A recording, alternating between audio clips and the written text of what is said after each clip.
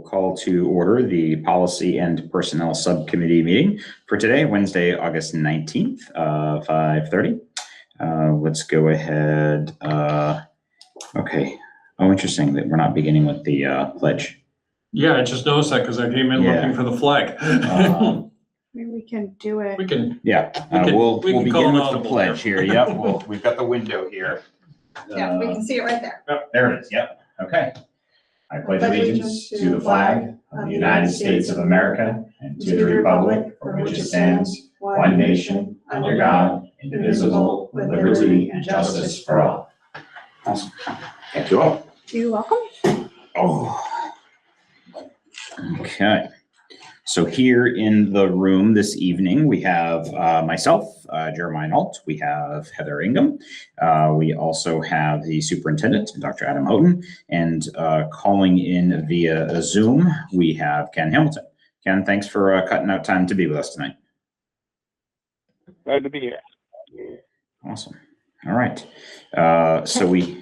Ken, can you just place your location and where you are and if anyone's in the room with you?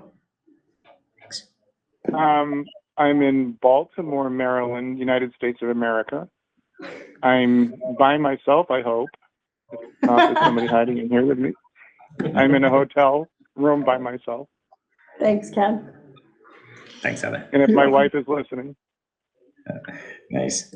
All right. So we have, do we have any motion on the minutes? And I'll just say to make this easy, the first two that are there, I wasn't even part of the board, but you and Ken were. So I'll kind of defer to you all and I will abstain from those first two. Yeah. I can make a motion to approve 11/19/25 and 12/17/25. Second. Any discussion? No. There being none, all in favor? Aye. Okay, so we have two. Thank you, Ken. I will abstain. So we have approval for those two sets of minutes. And for 4:15, I was not here, so I will abstain. Okay. So do we have a motion for 4:15? I'll make a motion to approve the minutes from 4:15. Okay, I will second for the sake of discussion on this one. So for discussion, Ken, since this one was you and I, this was Bob's last one, and the minutes don't really reflect that we didn't review. It lists all the policies that we were going to review, but we did not review those and make any decisions, but the minutes don't reflect that. Is your recollection different than mine, Ken? Nope. Okay. Yep. I think, and Ken, maybe we could ask Phyllis to look back at the video. I think the only thing that we may have moved was that EBCH which was the chemical safety, and that was at the request of Dan. So, yeah, and I had made some comments to Bob that he was going to incorporate into that. Okay. Yeah, so let's have Phyllis edit those minutes to reflect that we did not take action on those items, and that we were awaiting further inputs, which is, that part is down below, but I felt that was, we wanted clarity on that. I know I wasn't there, but if you look at the previous minutes, it will say like in red, second read, or like moved. So there was no notation on that. So okay. That's how they sort of usually document it. Okay. So does this read to you properly then? Like it wasn't nothing? I would have noted. Okay. As when I would have had, make sure it was noted that like there was a discussion, but no movement. Right. Like for each policy, it should have said discuss, no movement. Okay. Like that's sort of how we would normally break it down. Okay. I will send an email to Phyllis then just to make that notation on that before we move the 4:15 minutes then. Does that sound good with you, Ken? Yes. Okay, wonderful. Close those out. Okay, policies for review. Adam, did you want to take, were you going to lead the effort here on these in discussion? I would, if the chair would like me to. That would be fantastic. I don't like to step before I'm asked to. Sure. All right, so the first one we're going to talk about tonight is JICK. I did bring a paper copy. I don't know if you guys have a copy. Sure. As well as the old one. It's a little bit bigger than on the screen. So. Yeah. This one came out from the School Boards Association a couple weeks ago. This JICK is the bullying law and policy. So when that one comes across my desk as an update, that immediately is going to capture my eye. The biggest concern I have is our existing policy was approved in December of 2010. The policy has been revised 4 times by the School Boards Association since. And because there's so many laws tied to it, I can't tell you exactly what each revision was, but I would guarantee there are probably parts of law. Well, 2010 is a long time ago. It's a long time ago. And even the definitions that the new one brings in are, there are things that we're supposed to be looking for that we weren't. It also, too, the state law changed in terms of we now have to educate students on bullying. We have to have a committee, and Jeremiah has my policy, so I can't exactly what the committee does, but right on the front page, that basically a committee, to the greatest extent practicable, involve pupils, parents, and administrators, school staff, school volunteers, community representatives, and local law enforcement agencies in the process of developing this policy. So in other words, what they're looking for is more local input on bullying. I heard a lot about bullying through my entry process. It's in the leadership profile. That was part of my hiring. So bullying is very top of the mind just within the district, let alone this is one of the big policies that goes to students and families every year. So it's one of the big ones, which is why I wanted to bring it to the committee. I mean, to be clear, it's not going to solve any bullying problems, but it definitely gets us a lot more up to date with it. Now, the School Boards Association is recommending, because the law changed on August 1st, that we move this directly to the board, and the board moves forward with adopting it, to then allows us to go back and get the committee. I think the committee needs to define some of the definitions and the procedures, but we have to adopt it based on the School Boards Association recommendation on that. As I said, it's the big one. And Jeremiah, if you want to see the old policy, you'll notice the old policy is not quite as robust as the revised version. Yeah.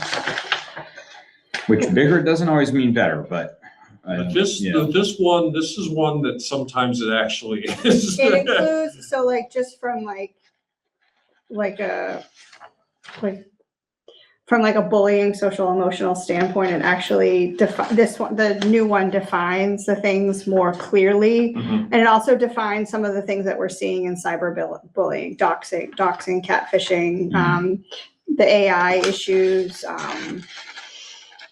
There's also revenge porn that's considered a form of bullying. So. And deep fakes are definitely something that New Hampshire schools have seen in the last year. Oh, yeah. Where does it say the committee? Because I feel like. Yeah, I didn't see that. Where did you see that? Because I'm missing that. And I read this. I saw it. I did see it last night when I read it.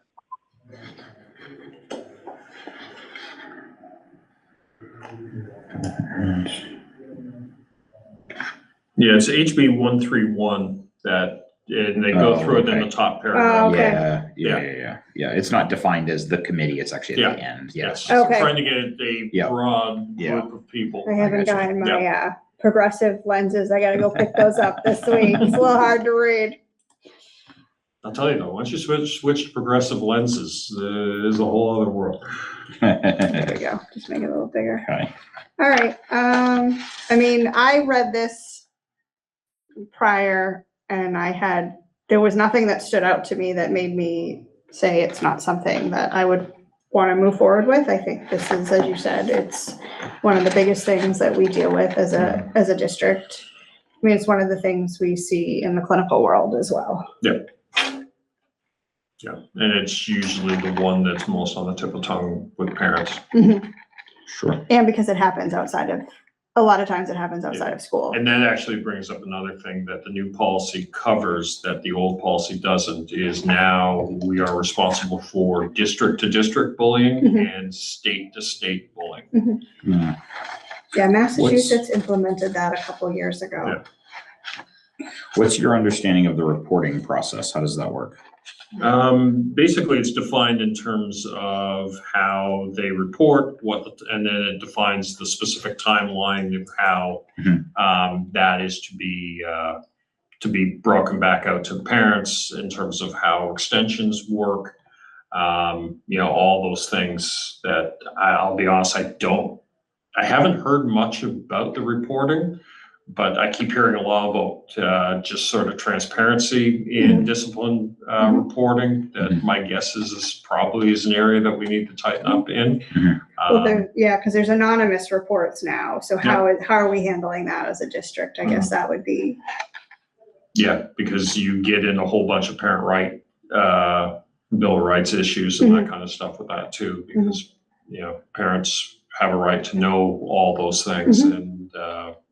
Sort of how we go about that. You could create a student reporting form. So. Yeah, a lot of schools will do a Google form, but that can also be occasionally problematic based on who has access to it. So, but I think that's part of the idea with the HB 131 is to have a committee looking at what the best way is to go for it versus myself and the administration sitting in office and saying we came up with a great plan. Yeah. And I noticed, so the appeal process that's on, what would this be? 2, 4, 6, page 7. It says appeals, in, let's see, set forth for level 2 and 3 appeals in board policy. It has a couple of asterisks and then it says ACA. Like the policies that this references. I'd have to go back and check those. So part of our work, and we'll talk about that in a few minutes, is trying to sort of get back to a revision cycle. Okay. Yeah, because I mean, I think they do probably 95% of the work, but then there's still a little bit in here that we have to make sure meshes with our district. Okay. Who knows? ACA probably needs to be updated too. I know, right? Ken, do you have any thoughts in there? I'd like to open the floor to you since you're not sitting here with us. No, I read it last night, and in the past, if it's law, right? We don't try to supersede what the law states. I have concerns, but it's outside the law, which is if you read all the way through it, it seems to me it can be onerous. It's very very,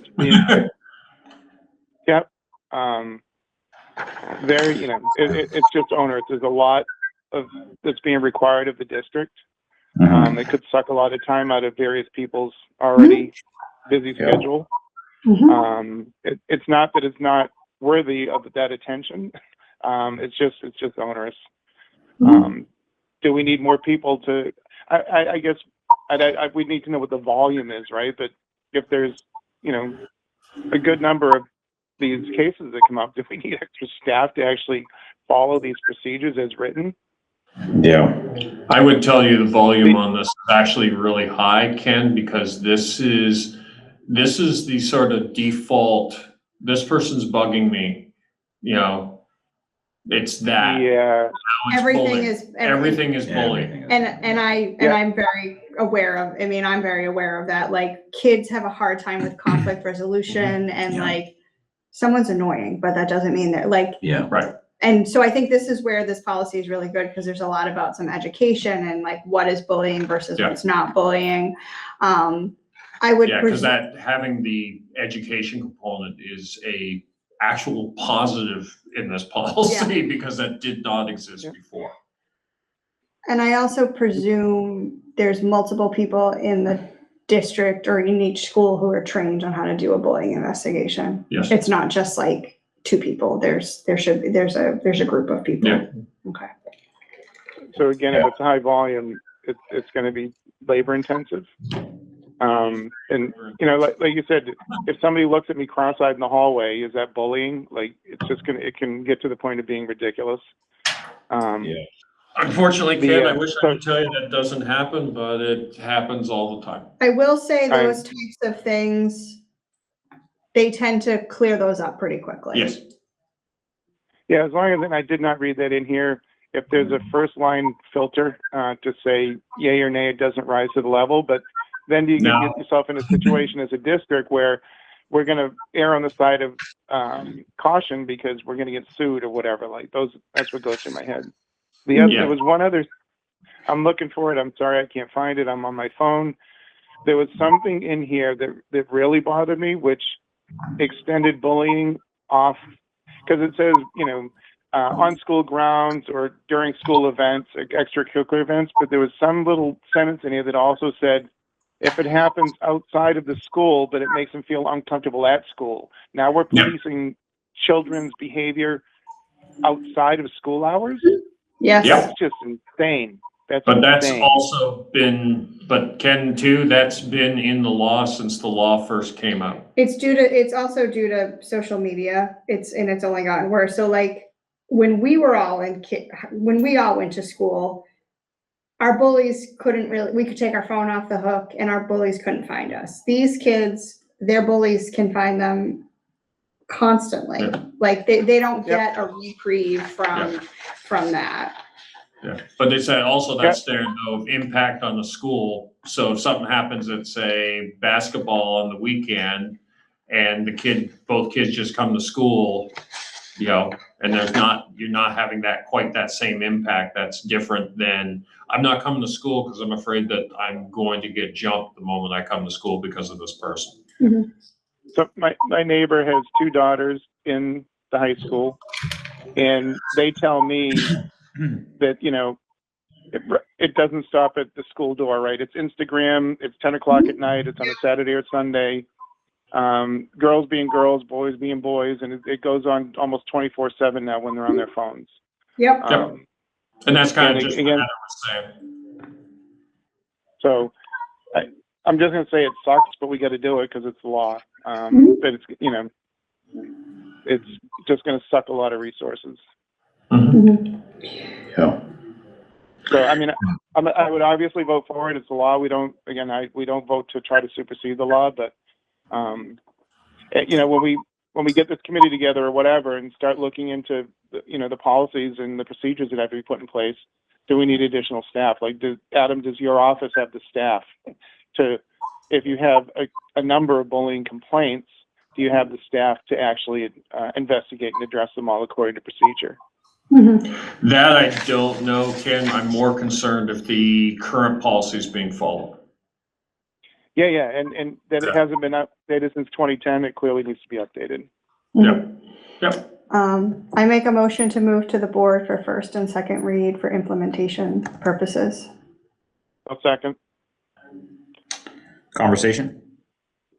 Or discussion, sorry. Is that is your motion to move it to them tonight? Mm-hmm. Tonight for first and second read? That's what's suggested by the for implementation because school starts on the 31st. Let me just look up one thing super quick. Okay. If you don't mind. I realize we probably should have made the motion before the discussion, but. Yeah, so let's see.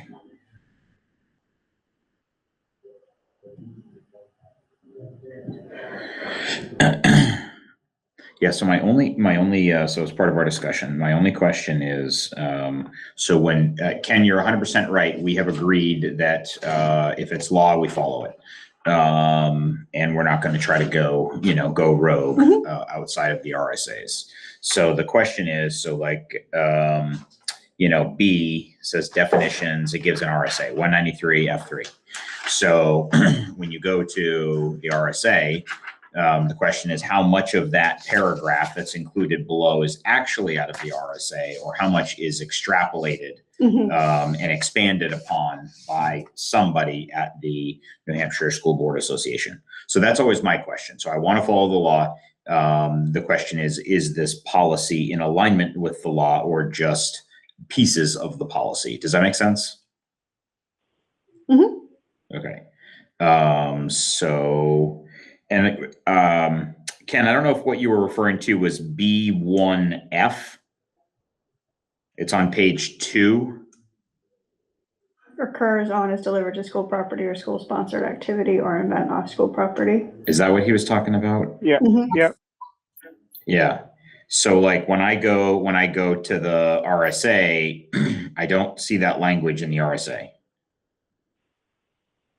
But I've also had eight seconds to pull up that exact portion. Yeah, and I don't have it in front of me, so I can't guide you, but I will say for the committee, that has always been the guidance that we have been taught. Yeah. Is that impact on the school piece of it? So what the RSA has in there is school property means all real property and all physical plant and equipment used for school purposes, including public or private school buses or vans. It doesn't say But something that's different though, in terms of what it is the impact on those. So as the example of if you and I had an issue at basketball on the weekend and I'm refusing to come to school Monday and saying it's bullying, it's impacting on the property. Yes, if you look at the original, the 2010, if prohibited conduct, it says off of school property or outside of school sponsored activity or event if the conduct interferes with a pupil's educational opportunities or substantially disrupts the orderly operations of the school or school sponsored activity or event. Yeah. So, and that language has been there for for years, that it doesn't matter if it happens at school or off school. Basically it's the perception, right? Perception is reality. Like, does the student perceive that was bullying, and is that going to impact them from either coming to school or being able to obtain educational knowledge, how it's impacting them on their day-to-day through educational lens. Okay. All right, that's all the discussion I have. Ken, do you have any further discussion on your end? No. Okay, Heather, you have any discussion on No, your end? I'm good, thank you. Okay, all those in favor of Heather's motion? Aye. Yeah. Ken? And myself yes, as well. Okay, so it's unanimous to move that to the broader board tonight. I will steal that back. So I can Steal that one back. So for JICK, you won't make a motion to repeal that?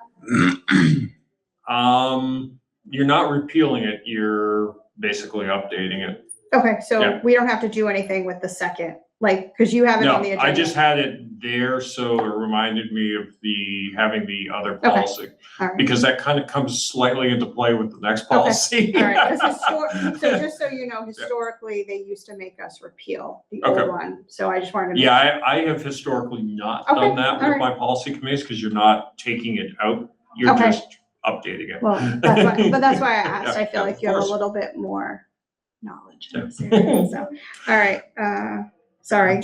No, I'm no used to worries. taking, sorry, Jeremiah. No, it's fine. Okay, next policy. Policy JJJ. I was surprised you guys did not have this in your policy manual. Yeah, it's not The biggest one on this is the change for students receiving educational freedom accounts. Previously, the policy did not allow them to access school services at no cost. The new policy and law does. So feel like this is one, this doesn't need to go to the board tonight. Okay. You guys can chew upon this a little bit. But I do think this is a policy we want to bring into the policy manual. As I said, I was surprised you didn't have this policy. Yeah. I'll make a motion to bring to the board for first read for opportunity for the guise of discussion. I will second. Any discussion? So how is this Yep. different than the policy? Because we have a policy for homeschool students. Is it, reads pretty much the EFA same? students are different than homeschool Okay. students. That's the difference of this Okay. policy. And it, Yeah. again, it's kind of like the GICK. You have all these different definitions of things that have evolved over time. Okay. So it used to be you're either in school or you're a homeschool student or you're attending a private school. Mm-hmm. Now we have EFA students, which are a different category. So our policies don't So those are reflect. kids that go to like the charter schools? No, No? they could in some ways do that.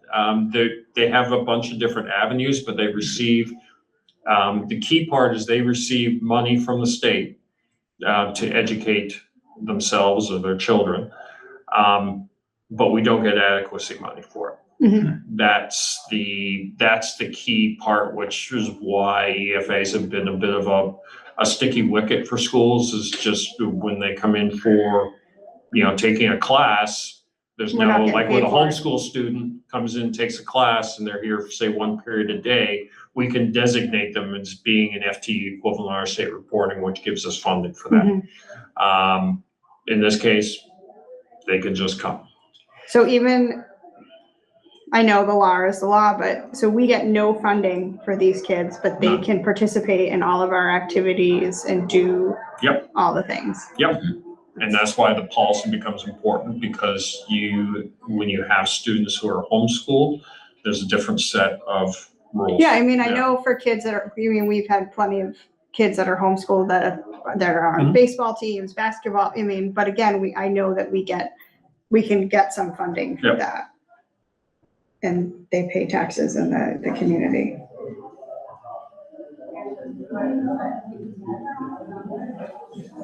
Yeah, A gives a little bit of reprieve in some of the specificity, so it's not Wild West Yeah. complete. Yeah. Is this the same, like, again, like I know for kids that are like at the charter school, we have to provide special ed services. Is that the same for kids with Freedom? Same as Academy? homeschool. Okay. Well, that saves us a little bit of money as a district. Yeah, I think I want to spend a little bit more time looking into this. Yeah, it's not an essential one, but it's one that I think we have to do something with them. Yeah. Ken, any discussion from you? I agree that we need this policy. It references HB 1817 and RSA 188 E2 E7 So it seems like another one that we should have. I did read it and I tried to reread it, and I find the language about the funding a little mind bending. Mhm. Sending district versus this versus that versus full-time versus part-time versus whatever. Yeah. So I don't mind bringing it for first read, but I need to understand it better myself. Okay. Sort of where I felt too. Because I was like, what's the difference between the policy we have for kids that are homeschool or attending charter schools or that sort of thing? Yeah. I didn't know And I they were think Adam just Sorry. explained it, but it didn't sink in. What is an, I know education freedom accounts, but I don't know what that means. If we have a kid in Newton or Kingston who's an EFA and he wants to take classes, there's no sending district and receiving district. I don't even understand that. Yeah, but I believe, Ken, and I apologize for not maybe doing a complete deep reading on this, that I think they can be from anywhere. Yep. But how does it work if they're in town? Yeah, well, they obviously, come by default, but, Yep. But yeah, there's. Okay. And I don't know if it relates to school choice as well. I don't know. A little bit, yeah. So I agree that I think we need to understand it better. Not that we won't do it. Again, it's law. I just want to understand it better. Yep. Okay. Any further discussion before we vote? No. Okay. All those in favor of moving this forward Do you to, want to keep it here? It doesn't sound like you're ready to move it forward. You don't have to. Yeah, we can. I just brought it basically because Sure. JICK had to come to the committee tonight Yeah. to go to the board, but JJJ, it needs to get adopted. Yeah. It doesn't need to get adopted by the end of September. I can amend my motion. I'd like to say though, if you don't mind, Heather, Yeah. so we have a standard that we agreed upon with the first one was that if it's law, that we'll support it. Yep. And we rushed, I shouldn't say we rushed. We moved very quickly on the last policy because it's law and at the request. Mhm. This is a policy that we don't have. It's not going away and it is law. So moving it to, for first read, it gives us a month. Yeah. You know what I mean? It's not Yeah, I like we're just don't doing wanna, like, anything. Push Yeah. you in a Yep. direction you're not ready Yeah. to go into. And I think some of the nuances of this, even once we quote unquote understand it, we're not fully going to know Yeah. what the ramifications are because of how complicated this is becoming with open enrollment and the education freedom accounts. And so I am comfortable moving it forward for first. It gives us a month. Yep. So Ken, any input there? No, I agree because the NHSB, whatever they are, even put in their narrative that the issue is further muddied by blah, blah, blah. So even the NHSBA is, Right. there's contradictory language between different statutes. Yeah. Yeah. Yeah. Yeah. All right. All those in favor of moving it forward for first read and first read only? Yes. Yeah. Yes. Yes. Unanimous. Okay. All right. Thank you all. We are at 6:01. Is there anything else that we have to do today? I'll just quickly update the committee. I Okay. have rebuilt the policy manual. Clearly, I need to work on access for it with the new website. That'll be coming up, but basically the new website is meant to be searchable, so you can search on key terms. So it goes through all the policies and will allow you to find things. Because great. for me, I Nice. need to be able to find things. Yeah. So that's what's going on there, and we're working through that. Okay. Fantastic. Is there any public comments? No. Nobody here for public comment. Okay. Thank you. We will adjourn at 6:02. Thank you. Thank you. Thank you.